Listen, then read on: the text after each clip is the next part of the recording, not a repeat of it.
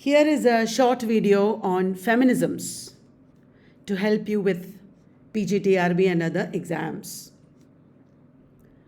Feminism is a movement in the West that has been often divided into three waves. First wave feminism is from mid-19th century or late 19th century to 1920s. What was the focus? It focused on suffrage rights, means voting rights. Also on access to education and profession, legal rights to property ownership, rights in marriage and divorce. These are major focuses of or foci of the first wave feminism. Key figures and groups, many are there. I am just giving you some names. The Langham Place Group, the National Union of Women's Suffrage Societies, Josephine Butler. Now, Sojourner Truth is famous. These names just here. I mean, you don't have to remember as such probably, but Sojourner Truth you should know. She is the famous woman who made the speech, Ain't I a Woman? That title was later used by bell hooks. Then Elizabeth Blackwell, Jane Addams, Dorothy Day. These are early feminists. Yes, some of you are thinking of Mary Wollstonecraft. Mary Wollstonecraft also talked about women in vindication of the rights of women. And then second wave feminism emerged in the late 1960s. Second wave feminism is more concerted. It's a concerted movement. It's a very structured movement compared to first wave feminism. First wave feminism is an amorphous movement that came along with the civil rights movements of the First World War period, etc. Second wave feminism emerged in the late 1960s. That is when feminism came to be called feminism. And what did the feminists do? They argued for liberation from oppressions of the patriarchal society. Not only voting rights, but they wanted more acceptance in patriarchal society. They wanted bodily autonomy. They wanted to assert their bodily autonomy. That means both representation and ideological construction of the weak female body. The so-called weak female body is no longer weak. They argued for revolutionary changes by branches like radical, liberal, Marxist feminism. So many branches of feminism emerged. They discussed sexual politics, family, abortion, sexuality, so many aspects of sexual politics, how power works on women through sex, family, abortion, sexuality, the social and sexual division of labor, both, rape, domestic violence, etc. Second wave feminism began with Betty Friedan's book, The Feminine Mystique. The Feminine Mystique was published in 1963. Gloria Steinem, Carol Hanich. She is the one who famously said the personal is political. Carol Hanich. Kate Millett, Shulamit Firestone, they are all very famous figures of the second wave feminism. Kate Millett is the author of Sexual Politics. Then third wave feminism, it emerged during the 1990s. Third wave feminism criticized white upper middle class society. In upper middle class society, there were class perspectives. And this perspective marked early feminisms. Early feminisms were marked by class perspectives. And the third wave feminists criticized the middle class perspective. And they argued for heterogeneity. The third wave feminists did not want to be homogenized. They argued for heterogeneity. They were influenced by postmodernist and post-structuralist theorists. Third wave feminism is very academic, influenced by postmodern and post-structuralism. Focused more on mass media and popular culture. They rejected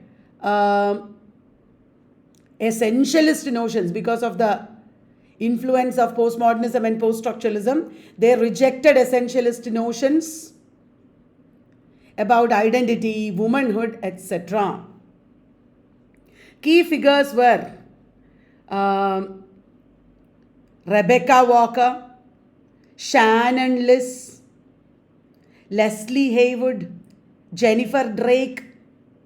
So many important figures. Have you heard of Naomi Wolf, the author of Beauty Myth? Then Riot Girls. They are all very important figures in third wave feminism.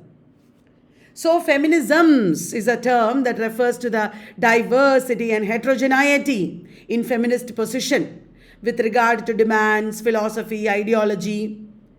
Women should be diverse. They should be considered as multiple, not the same. Liberal feminism, Marxist feminism, radical feminism, womanism, so many different kinds of feminisms are there. Major strands. Queer feminism also has emerged. So what is liberal feminism? Liberal feminism is influenced by liberal thought that emerged in the Enlightenment era. Liberal thought emerged. Early feminism it is. And it argued for changes in the subordinate social position. That means women had a subordinate social position in society. Liberal feminists wanted to change it. How? Through processes of democracy. It is more political. They focused on gaining access to education, as they believed that if men and women are educated equally, they will gain equal access to society. They wanted education, liberal feminism, but they were criticized for rejecting revolution. They believed in status quo or establishment. They rejected the idea of revolution. The idea of democracy prohibited from revolting. Liberal feminism did not question the gendered separation of different social spheres. Public sphere for men, domesticity for women. They did not question this. That is another problem. They accepted some of these wrong practices. Anyway, Marxist feminism is there. They connected women's oppression with industrial capitalism. Obviously, being Marxist, they are concerned with economics. Economic relations of the worker with the means of production. Marxist feminists focused on what? Racial ideas and issues, class, gender. They considered a revolution resulting in the change of existing social order as the solution. Unlike liberal feminists, Marxists wanted revolution. Have you heard of Alexandra Kolontai? Carol Cariola, Angela Davis is famous. Shulamit Firestone also very famous. Then radical feminism. Radical feminism emerged from the New Left. New Left emerged in the 1960s, remember? Marxist feminism and radical feminism both associated with New Left and civil rights political groupings, important. They became disappointed with the power play. The radical feminists are disappointed with the power play in New Left radical groups. Marxist feminists and radical feminists are disappointed with the power play within left-wing groups, and they radically diverged from the existing status quo. They were like extreme. They formed the women's liberation movement. What did radical feminists do? They aimed to create a space outside the male-oriented knowledge and politics. Radical feminists separated themselves from male-oriented knowledge and politics. They wanted to create a space outside, but they were criticized for this also. They were criticized for separatism. They were negatively viewed as man-haters. Some of the names I said already. Shulamit Firestone, for example, Carol Hanich. They are also radical feminists. Andrea Dworkin, very important. Catherine McKinnon, Valerie Solanas, very famous names. They might ask you in exams, who of the following is not a radical feminist? And then womanism. You might already know womanism is a term coined by Alice Walker in the work In Search of Our Mother's Gardens, subtitled Womanist Prose. Womanism introduced the dimension of race to mainstream feminist movement. Race issues became important in feminism because of womanism. Womanists argued that mainstream feminist movements represented white, upper middle class and urban women only. Did you understand? Mainstream feminist movement included only white, upper middle class, urban women. Womanism wanted to include black, other races also. They argued that women of color are doubly repressed, doubly oppressed because of gender and race. Very important figures are Bell Hooks, Paula J. Giddings, Angela Davis, Barbara Smith. You might have noticed that some of these women come in different groups. Then Cyborg Feminism, Donna Haraway, through her work, a Cyborg Manifesto, popularized Cyborg Feminism. What does it mean? It connotes the blurring of the boundaries between natural human bodies and artificial, manufactured, automated human bodies. Cyborg Feminism separates between natural human bodies and automated human bodies. It enables feminists to rethink similarities and differences. It enables feminists to rethink similarities and differences between men and women. An image of transgressed boundaries, potent fusions, and dangerous possibilities. A new look at womanhood because of technology. Psychoanalytical feminism is there. They did not completely accept psychoanalytic ideas. They critiqued traditional psychoanalytic approach to women's experience and sexuality. Traditional psychoanalysis is critiqued by them. Kate Millet's Sexual Politics is a pioneering work. What did it do? It argued that Freud's conceptualization of female is based on his penis envy and viewed women as marked by a lack. Kate Millet did not accept it. They provided feministic readings of concepts like Oedipus complex. But they were more associated with Lacan. They accepted Lacan more. Key figures are Juliet Mitchell. Have you heard of Psychoanalysis and Feminism? Famous work. Lucy Irigaray, Julia Kristeva, etc. Patriarchy is a very important concept, as you know. It refers to an ideology or social system that permits masculine domination over women. Its meaning is different in different strands of feminism. Radical feminists connect it with biological differences, while Marxists attribute it to capitalistic social system, economic system. Early theorizations on patriarchy has been criticized for its ahistoricism, reductionism, and universalism. Patriarchy has been discussed by early feminists, but those early feminists are criticized for being ahistorical, reductionist, universalist. Since then, feminists have redefined it to account for the different social, cultural, economic, and temporal dimensions. Feminists have redefined it. Androcentrism, have you heard? That is male-centeredness, nothing else. The practice in which men's experiences are considered generalizable, and the objective criteria through which women's experience is organized and evaluated. In psychoanalytic theory, it is also known as phallocentrism. How the penis or phallus symbolizes male-centeredness. Derrida and Lacan have used phallogocentrism, another word, phallogocentrism, to refer to words and languages that are masculine in style. Through these concepts, feminists have exposed male-centered nature of language and other social structures. Language and other social structures are all male-centered, androcentric. That is what feminists argued. And what did feminists want? They wanted a new language in itself. So feminists argued that they wanted écriture féminine. They wanted to study women's writing patterns. They wanted gynocriticism. What do you mean by that? Écriture féminine is a concept proposed by Elaine Cizou to denote feminine writing, woman's writing. How is woman's writing different from male writing? Woman's writing is characteristically feminine in style, language, tone, feeling. That is essentialist. Elaine Cizou has been critiqued for essentialism.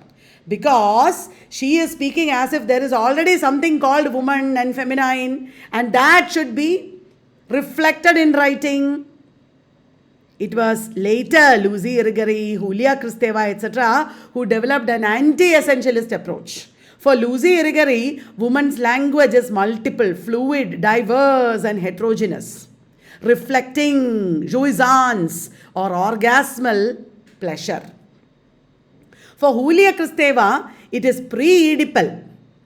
Pre-Oedipal means semiotic, pre-linguistic. She is deriving terms from Lacan. Julia Kristeva says, like Lacan said, we have to go back to a pre-linguistic phase. When child develops, before language, there is a pre-linguistic semiotic stage. And that pre-Oedipal, pre-linguistic semiotic stage is a stage when there is fluidity. Identity, meaning, etc. are not fixed. There are multiple levels of meaning, displacement of meaning, like in poetry, like in post-structuralism. Whereas male writing is like structuralism, male writing is like prose, fixed. Post-structuralism or poetry is fluid, and Julia Kristeva wanted the same semiotic techniques to be employed by women in écriture feminine. Did you get me? If there is any confusion, just watch the video one more time, okay? Gynocriticism is a term coined by Elaine Showalter. It is a branch of feminist literary theory and studies that focuses on women as writers. Gynocriticism includes every writings by women, and how the history of women's writing should be understood, how patterns of women's writing should be understood, all aspects of their production and interpretation, including letters, journals, everything can be brought under gynocriticism. It is woman as writer. Against gynocriticism, there is feminist critique, that means woman as reader. Both are terms of Elaine Showalter. And examples of gynocritical enterprises or gynocritical ventures can be found in Sandra Gilbert and Susan Gubar's Mad Woman in the Attic, Elaine Showalter's Literature of Their Own, very important texts. Another term is intersectionality, very important contemporary term in cultural studies. Term intersectionality was coined by Kimberly Crenshaw in 1989 to explain intersectional feminism. It connects with race. Gender is not the only parameter that decides your marginality. Race, class, other issues are also important. Feminism, intersectional feminism, looks at women's issues from multiple perspectives. Intersectional feminism is a prism, multiple perspectives, prism. A prism for seeing the way in which various forms of inequality often operate together.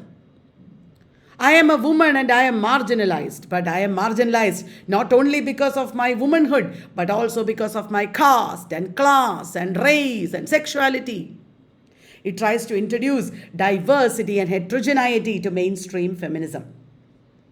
It aimed to analyze gendered oppression from different dimensions like class, race, sexuality, caste, etc. Post-feminism, what do you mean by that? After second wave feminism, many women disidentified with the term feminism. They began to move away from feminism because they disapproved of the radicalism of feminism. They focused on gaining equality without political activism. They did not want to separate so much. They were not radical. And post-feminism emerged. Another perspective is that the term connotes ongoing transformation and change, as in post-colonialism and post-structuralism. They imbibed values of post-colonialism and post-structuralism, and they connoted ongoing transformation and change. It contests post-feminism is against feminism. It sometimes believes that feminism has already attained its ends. It also means that feminism failed. It contests the grand narrative of gender difference and identity of women. Questions. Contest means questions. Important figure Toril Moy. Have you heard Sexual Textual Politics by Toril Moy? Also Rene Denfield, who wrote The New Victorians. This is post 1980s, okay? Contemporary, 21st century. Essentialism is an idea that you need to know. In second wave feminism, it refers to the assumption that gender differences are innate, transcultural, historical. Essentialism focused on the biological differences between men and women to explain women's oppression under masculine dominance. Essentialist ideas means taken for granted ideas. Biological differences are taken for granted in essentialism. They try to celebrate real femininity and womanhood. There is something called femininity. There is something called womanhood. Women are different from men. Such ideas, essentialism is upholding. It was criticized for its overemphasis on nature, culture, binary. It was criticized for promoting universal femininity as if all women are equal. And it has an inherent transphobia. Transphobia means hatred of transgender people, trans women. So essentialism is not great. Social constructionism is an idea in feminism. Social constructionist feminism is a reaction to essentialist notions in feminism. While essentialists believe that women are different from men, women have inherent differences, social constructionism believes that women are constructed by society. Did you understand? It is influenced by post-structuralism. Social constructionist feminists problematized binaries like nature, culture. They did not believe in these binaries, unlike the essentialists. Judith Butler's concept of performativity of gender is one idea of social constructionism. Gender is performed, constructed. Gender performativity of Judith Butler, 1990 book, Gender Trouble. There, Judith Butler argued that sex and gender differences are performances which are repeated over time. Sex and gender are performances. Through this, Butler rejected any essentialist notions associated with gender differences. Butler is rejecting essentialism. Butler is saying gender is constructed. Though performances are prescribed by society, there is a potential to resist and reform such ideals. Even though gender roles are performances, there can be resistance and reformation. Did you understand? The resistance and reformation can be from the marginalized people. The marginalized, dissident, sexual gendered subjects can resist, can reform. That reformation is possible in the idea of gender performativity. Have you heard of heterosexism? Gender is not dual. You have to move beyond the idea of two genders. Sexism was there. Male gender is superior, female gender is bad. And heterosexism emerged as an addition to sexism, a term referring to the prejudice and antagonism showed by heterosexual people towards alternate sexualities. You have to stop thinking that there are only two genders, men and women. There are many genders. It criticized the cisgendered, heteronormative tendencies of mainstream feminism. Mainstream feminism looks only at women. What about trans women? What about other genders? Thus, theorists and activists tried to include homophobia, transphobia, racism, etc. into the understanding of gendered inequalities. Lesbian continuum is a very important phrase related to feminism, coined by Adrienne Rich in her essay, Compulsory Heterosexuality and Lesbian Existence. She says that heterosexuality is compulsorily thrust upon everyone. Lesbian existence and lesbian continuum, two terms she talks about. In history, there has been lesbians. Lesbians have existed who had sex with women who had sex with other women. That is called lesbian existence. Not necessarily every woman is part of it. But lesbian continuum means all women share women-identified experiences. In that sense, every woman is a lesbian because she is part of lesbian continuum. All women encounter in their lives women identified experiences, and that makes them part of lesbian continuum. It emerged as a critique of heterosexism and male dominance. The term was criticized for desexualizing lesbian experiences. You know, lesbians and homosexual people, they assert sexuality a lot. But lesbian continuum is denying sexuality. I mean, she is sidelining the sexuality. Sexual lesbians are lesbian existence, but main is lesbian continuum. So she is desexualizing lesbian experiences. She is not giving importance to sexuality, enough importance to sexuality. That is the criticism. Standpoint feminism states that the understanding of the world is dependent on gendered social position. The way you understand the world is completely dependent on gendered social position. Hence, standpoint feminism is an identification of a morally and scientifically preferable grounding for the interpretation and explanation of nature and social life. You know, you have to understand how social position is gendered, and we have to identify a morally and scientifically preferable grounding for interpreting social life. Social life we have to rethink because social roles are all gendered. The concept prompts one to look at one's social positions and privileges critically. For example, let me take my position. I am a teacher and I am running a company.